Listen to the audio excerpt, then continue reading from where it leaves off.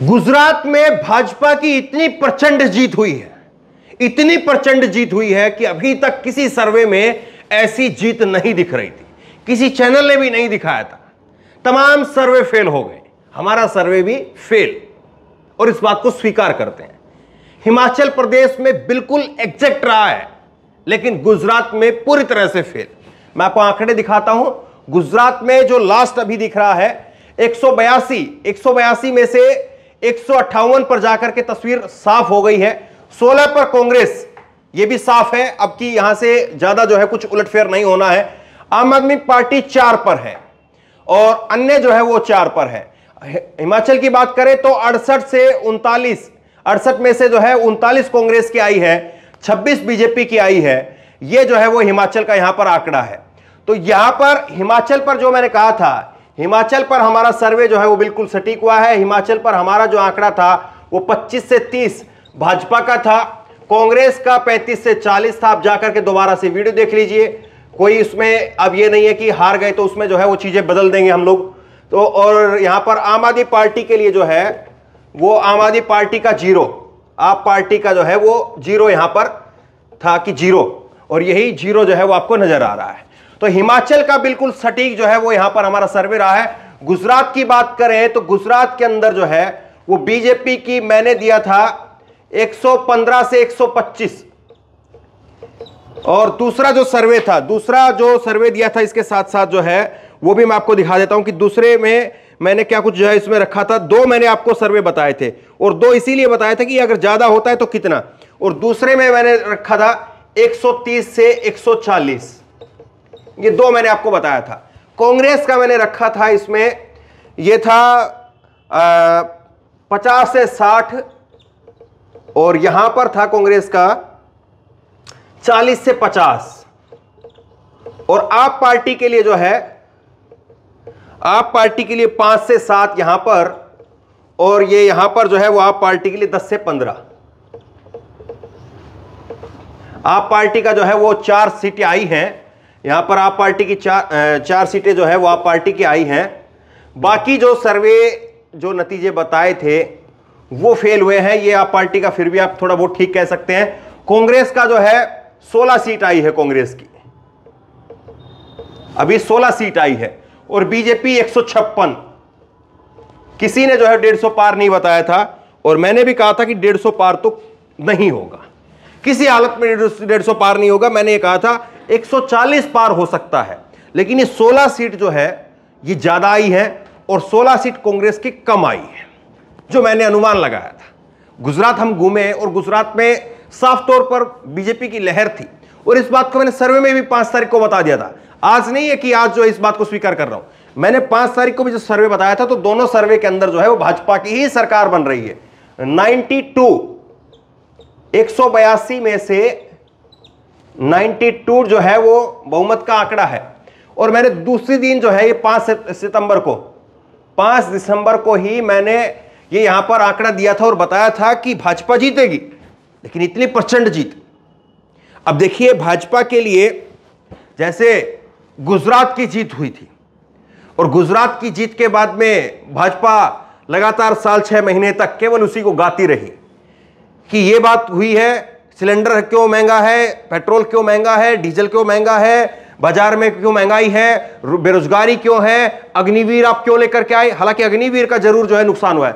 गुजरात के लोग तो मालूम है कि सेना में कितने जाते कितने नहीं जाते हैं, लेकिन हिमाचल में सेना में लोग भरपूर जाते हैं, और यहां पर साफ तौर पर नुकसान है, साफ तौर पर नुकसान। और उसमें एक फैक्टर जो है वो अग्निवीर जरूर है कि सेना में जाने वाले जो युवक थे, नौजवान थे, वो नाराज थे, उनमें एक आक्रोश था, और वो आक्रोश साफ तौर पर दिख रहा है।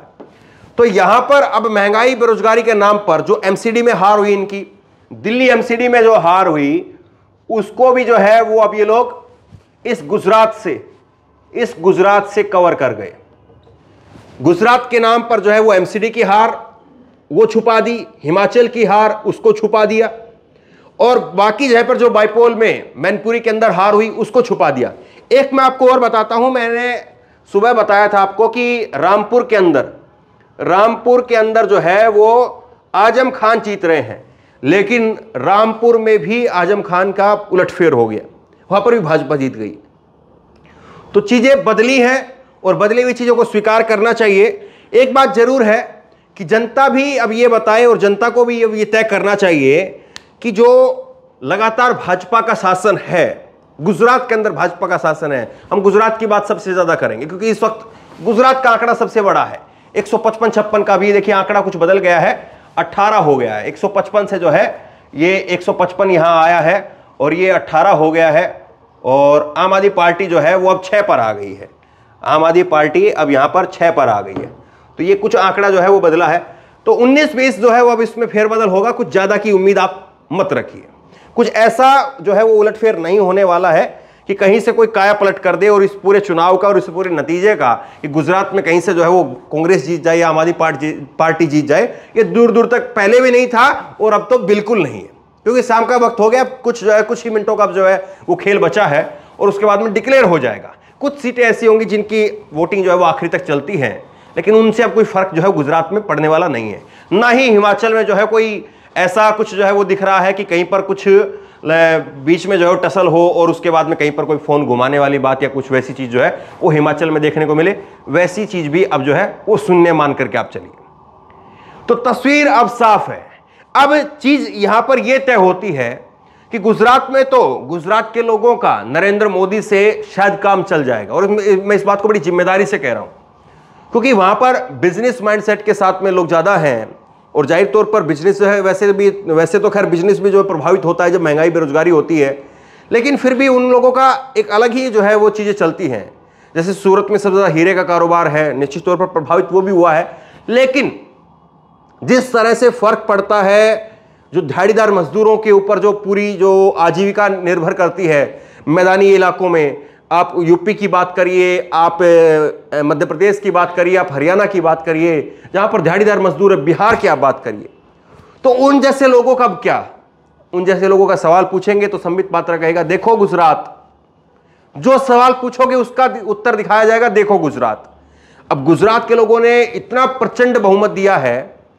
एक चीज और इसमें साफ हो रही है अब जो दिख रही है कि ऐसा लग रहा है कि गुजरात में भाजपा पूरी तरह से मन बना चुकी थी और जो आम आदमी पार्टी की एंट्री हुई तो उसके बाद में ये भी देखिए अभी चीजें जो है वो साफ होकर के और निखर के आएंगी कि आम आदमी पार्टी अब साफ तौर पर दिख रहा है कि बीजेपी का तो जो कोई नुकसान हुआ नहीं है, कांग्रेस ही बिल्कुल जो है रसातल में चली गई है। तो अब जो है ये ऐसा दिख रहा है कि भाजपा ने पहले से ही जो है वो सोच लिया था कि इस बार, क्योंकि अगली बार तक चीजें क्या होंगी कैसी होंगी पता नहीं, लेकिन इस बार ही हम सारा रिकॉर्ड तोड़ देंगे। और 149 का जो आंकड़ा था, 149 का आंकड़ा था, 149 कांग्रेस के माधव सिंह सोलंकी उनका हाईएस्ट था 1985 के अंदर। ये 1985 में उनका आंकड़ा था और उनका जो है वो अब ध्वस्त हो गया है। अब बीजेपी का हाईएस्ट है, 156 रहता है या 58 रहता है, ये जितना भी है वो चीजें हो जाएंगी। तो बहरहाल गुजरात के चुनाव संपन्न हुए, हिमाचल का भी चुनाव संपन्न हुआ, कुछ चीजें और निकल करके आएंगी वो भी आपको बताएंगे। लेकिन जिस तरह से चीजें गुजरात में हुई हैं, अब उनका देश पर क्या असर पड़ेगा और गुजरात के चुनाव को आप किस तरह से देखते हैं, गुजरात के नतीजों को आप किस तरह से देखते हैं, और क्या आपने सोचा था कि गुजरात में इस तरह का नतीजा निकल करके आ सकता है? आप खुद बताइए। हमारा तो सर्वे फेल हुआ, हम तो स्वीकार कर रहे हैं, मैं स्वीकार कर रहा हूं इस बात को कि हां 15-20 सीटें जो है वो समझने में हेरफेर हो गया। 140 से 156 कुल 16 सीटों का जो है यहां पर डिफरेंस है। 16 सीटें इसकी ज्यादा है और 16 सीटें इसकी जो है वो कम है, बस इतना सा फर्क है। तो खैर यहां पर इसको खत्म करते हैं इस बातचीत को और फिर दोबारा से आपके सामने आएंगे। इस खबर को शेयर कीजिए, आपका अनुमान क्या था, आप क्या सोच रहे थे और अब आप इस परिणाम को कैसे देख रहे हैं, नीचे कमेंट बॉक्स में बताइए मुझे। इस वीडियो को शेयर कीजिए और इसी तरह की तमाम खबरों के लिए ऑनलाइन न्यूज इंडेक्स सब्सक्राइब कीजिए, बेल आइकन दबाइए, घंटी दबाइए, साथ देना तो जरूरी है ना। खबरें तो लगातार चलती रहेंगी, चुनाव आएंगे चले जाएंगे, कोई जीतेगा कोई हारेगा, लेकिन बातचीत कभी खत्म नहीं होगी। धन्यवाद। इस खबर को अभी लाइक करें, शेयर करें, अभी चैनल को सब्सक्राइब करें और घंटी जरूर दबाएं।